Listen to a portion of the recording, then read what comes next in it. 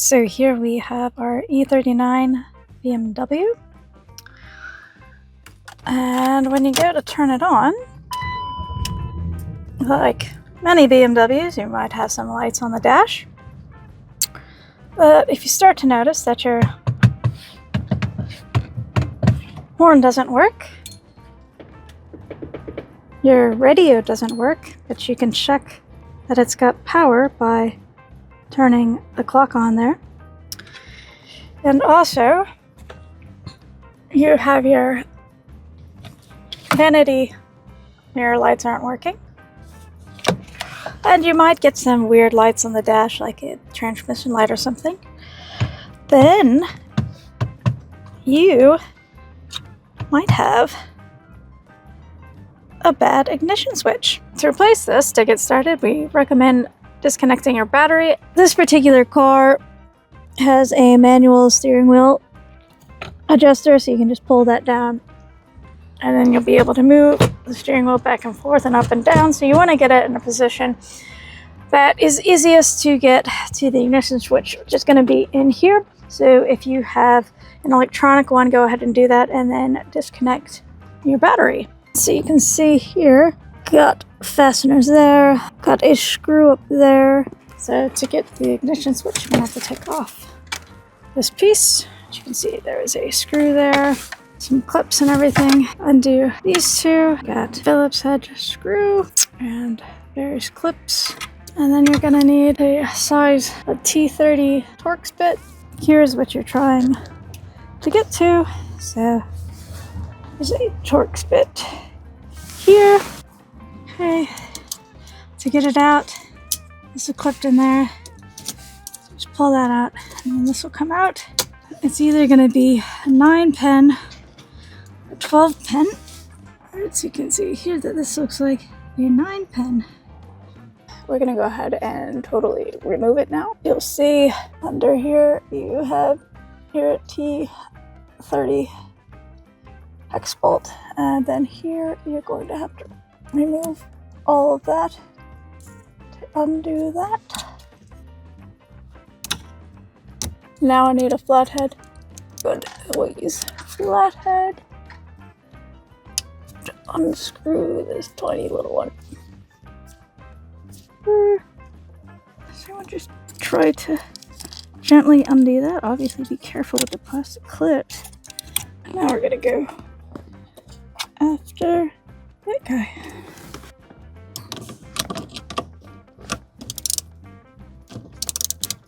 Oh, thank God.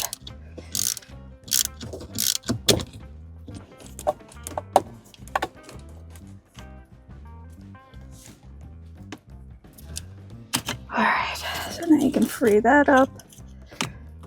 Just mind that Torx screw right there. We can separate that out. Oh, there we go. Alright, you can see that there. And here we have our 9-pin plug.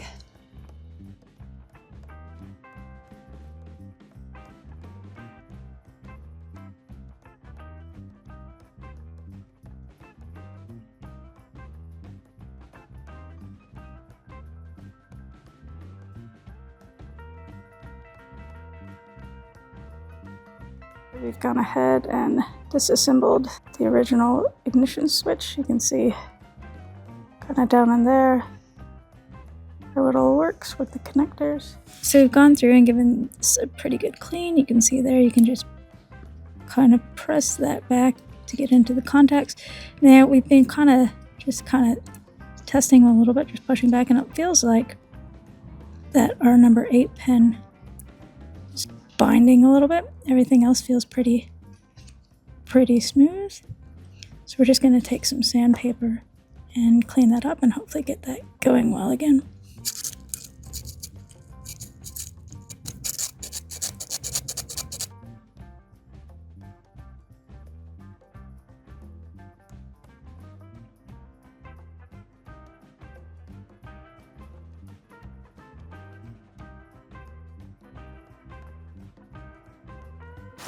Alright, so you can get your new or rebuilt ignition switch and go ahead and reinstall it.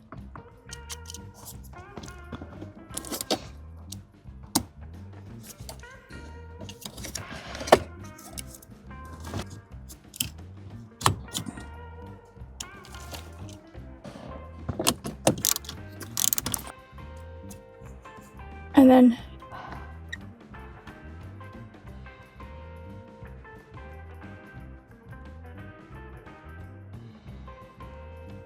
pop this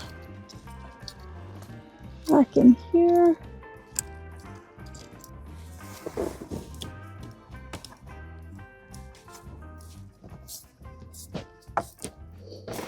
So now we've just got the trim stuff to put back on. So you've got these two here and that one screw that goes through there.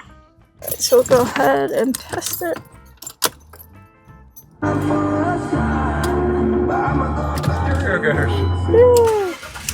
So you can see, got our stereo again, and our vanity lights work, and the steering wheel works. Alright, now since everything works, we'll go ahead and button everything back together.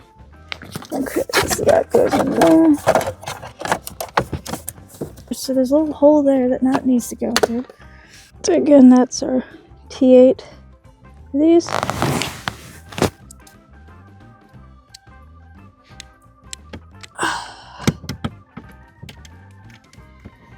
Install your clip first, and then your Phillips head.